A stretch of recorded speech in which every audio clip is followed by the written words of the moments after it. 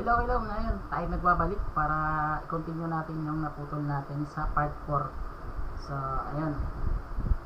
Natapos tayo dito sa part ng user. So, ito nga, yung report na yung ating gagawin. Ito part ng report. Ito. So, ayun. Punta tayo sa report. LGU. Malis evacuation. Admin, manage user. So, tira lang natin itong isa. So, next naman natin yung dito na sa report yung iba quiz. So, iba quiz, wala pa tayo. Iba quiz report. Copy. So, ito palang ano na to. Yung sa part 4, kung gusto nyo gamitin yung template na to is nakalink doon sa baba, sa part 4. So, download nyo na lang or gayahin nyo yung ginawa ko para test nyo. Gumawa ko rin kayo ng ganitong style para ma-practice nyo sarili. Tapos, magawa na tayo yung para sa report. Iba quiz, report.play.php. So, punta tayo dito. Hanapin natin yung iba quiz. Iba quiz, report. So, ito. Copy natin. Copy, paste natin dito, tapos dito table lang din naman. So, response, tanggalin na natin to, tapos tanggalin natin yung aside. Saan yung aside? Tanggalin natin yung aside. Ayan, wala naman dito ano. So, ayan, tanggalin natin yan. Tapos, copy tayo dito. Copy natin yung dito. Tapos, yung panapos. Copy natin yung end section. Paste natin dito. So, ayun, nakagawa na tayo ng iba quiz report.play. Tapos, punta tayo ng web. So, ilagyan natin ng for report.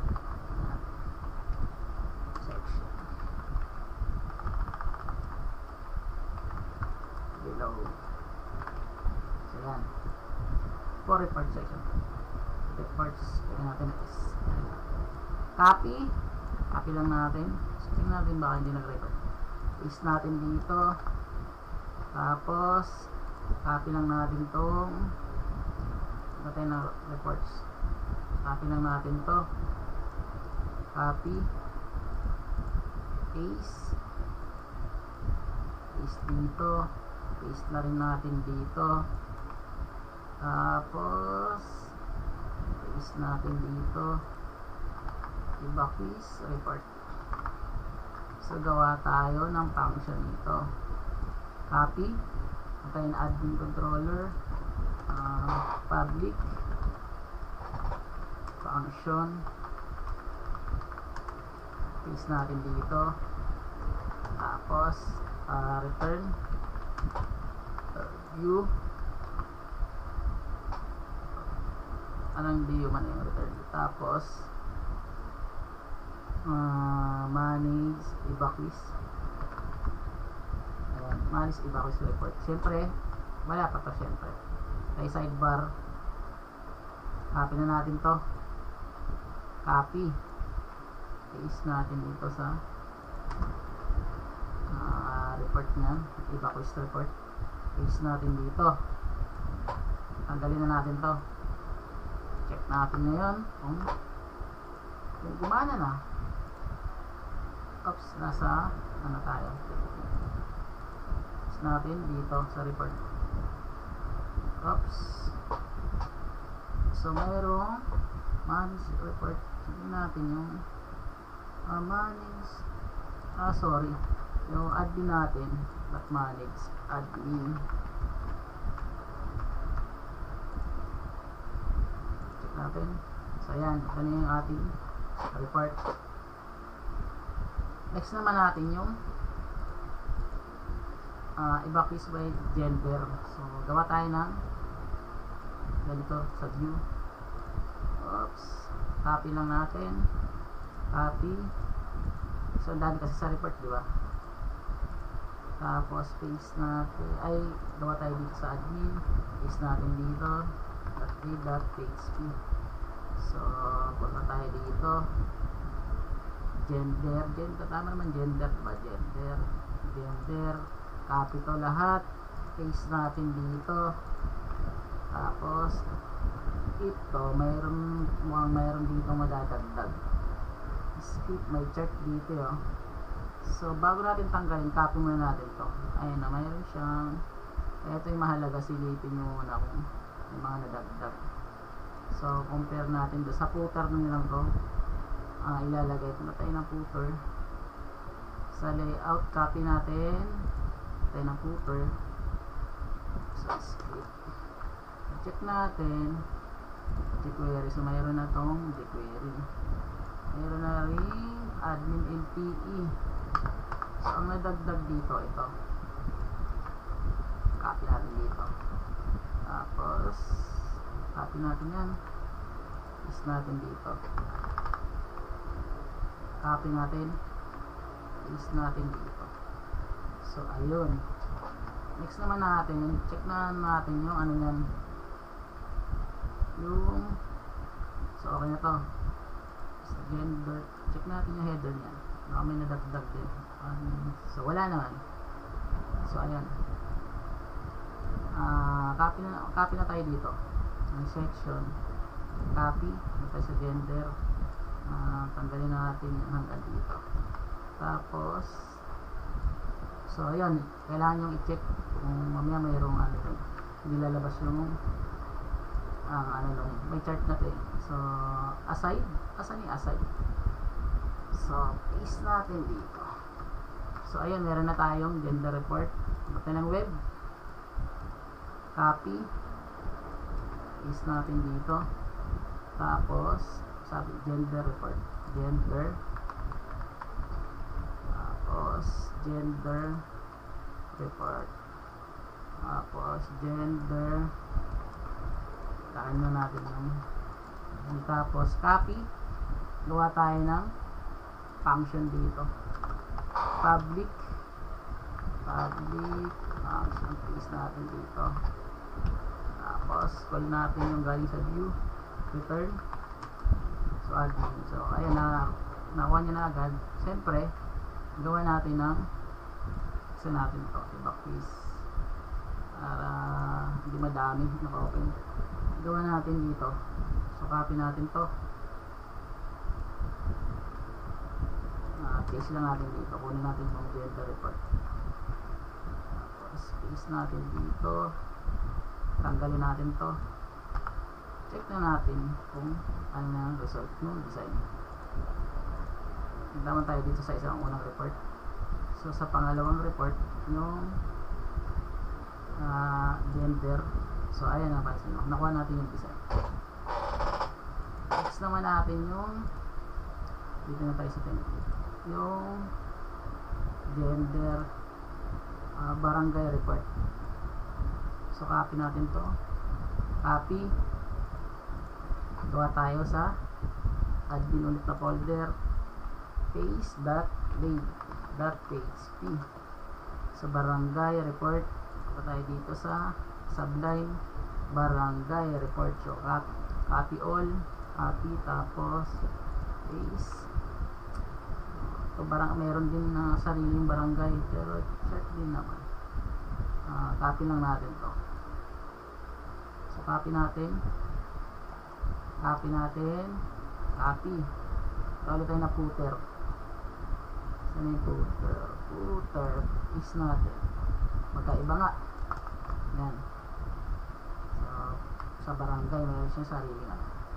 Next natin, copy tayo dito, section, unahin muna natin to, paste natin dito hanggang saan, hanggang dito. Tapos copy naman tayo dito, copy natin, paste natin aside hanggang, kaya bang nabago dyan. So ayan, paste natin dyan. So gawa na natin ulit ng routes, copy, paste, Tapos, barangay report. So, ang type na lang natin, barangay report. Copy. Paste. So, paste natin dito. Natin ang barangay. So, copy natin to. Buha tayo ng function. Copy. Then, admin controller. Public function. Paste natin dito. Tapos, return view admin barangay report. So, ayan. Tapos, syempre, wala pa yan. Punta ulit tayo ng sidebar. Copy natin ito. Copy. Tapos, paste natin dito. Ano natin yung barangay, ano nilang kopyahin natin. Tapos, tanggalin natin ito. So, test na natin kung ano naman itong barangay report na to. Barangay. Iba ko is barangay. So, naka-ano siya. Nakabar yung ano niya. So, next naman natin, okay na, nakagawa na tayo dito sa barangay. So, age by age naman daw, report by age. So, masyado palang madami to. Buti na, binukod natin ng ano yung report. Copy. Tapos, gawa na tayo ulit dito sa admin paste.blade.php. So, punta tayo dito sa Sublime age report. Copy. Tapos, paste natin dito. So, itong age, may sarili yung age ata. So, copy. As usual, copy ulit natin doon sa footer. Paste natin. Ito lang, paste natin. Tapos, paste na natin yan. Upload na tayo dyan. Copy muna natin itong section. Tapos, tanggalin natin ito hanggang dito. Tapos, copy naman natin itong paste natin dito. Sana yung ito, aside. Tanggalin natin yan. Oops. Yan, paste natin yan. Gawan ulit natin sa web ng route. Para mapuntahan natin yan. Copy. Paste. Diba? Ang dami kasi. Kapag i-type pa natin ng isa-isa, butin tayo siyam-siyam. Age. Age report. Copy.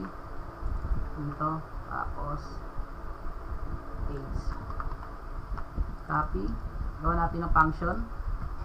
Gawa natin siya ng function dito sa admin controller. Public function. Function. Paste natin dito. Tapos return. So ayan, report. Ano natin, may isa ditong dikit yan. Ayan. Wala pa yan. Sidebar ulit. Copy. Copy tayo dito. Punta tayo ng age. Dito. Palitan lang natin ng age. Tanggalin natin yung part na to. Tapos, check na natin. Report. Iba please. Punta na ako agad ng age. So, ayan. Meron din pala siya. So, next naman natin. Oops. Sa ano pala tayo? Napunta na naman ako dito sa template ng HTML. Age. So, wala. Hindi ko yata na-refresh. Refresh na natin. Sa age. So, ayan. Ayan na tayo. Next naman natin is yung naman sa age is itong calamity report. Ang dami, no? Sa report. Copy. Gawa tayo ng pang-report. So, new. .blade.php. So, ayan. Ang dami na ng laman ng admin natin, no? Same dun sa kanya talaga. So, ano yung calamity? Calamity report. Tama ba? Calamity report. So, ito yung kailangan natin, calamity report. So, paste natin dito. Meron ba itong calamity? Meron din sarili yung calamity. Check pa rin. Copy natin. As usual, punta tayo ng footer. Paste natin dito. Yan. Tapos, dapat pala, sige, sunod-sunod naman yan. Tapos, age report, copy natin section, tanggalin na natin yan hanggang dito. Age, tanggalin na natin ito mamaya yung iba. Punta tayo sa aside, tanggalin natin yan hanggang top. Okay, tanggalin natin yung iba, barangay, backlist, o calamity, yan lang natin. Next is gagawa na naman tayo ng route para sa kanya. Copy, paste natin, tapos calamity, tama ba? Calamity report, paste natin dito, calamity. Lagyan na natin yung C, gawa natin ng function, copy, tapos punta ka dito, function, public function, is natin dito, tapos return, matik naman, nade-detect na yan, calamity report, sidebar, copy natin to, punta tayo dito, paste natin, copy, paste, tanggalin na natin to, okay na lang, tatapos na natin yung design. So refresh natin dito, rekta na tayo sa Laravel, calamity. So ayan, magawa natin calamity last sa report. So yung evacuees center, so center report, copy natin, punta tayo dito sa admin, paste natin dito, .blade.php. So center, punta tayo dito sa subline, center report, copy, tapos paste natin dito. So meron dito sariling script, copy natin yan, tapos punta tayo dito sa footer, paste natin dito, tapos punta na tayo dito, copy na agad natin itong end section, copy, tapos punta tayo dito sa center report, tanggalin na natin yan hanggang dito, tapos sa calamity, copy natin to, punta tayo sa aside, tanggalin natin yan, paste natin dito, gawin natin ng routes dito, copy, paste, so center daw, copy dito, tapos center, ito na natin, copy, tapos gawa natin ng function dito, public function, yan, tapos return, so ayan, admin center report, tapos siyempre wala pa yan, copy natin to, paste natin dito, tapos copy na natin center, ayan, tapos tanggalin natin to, check na natin kung okay na lahat ng sa report natin.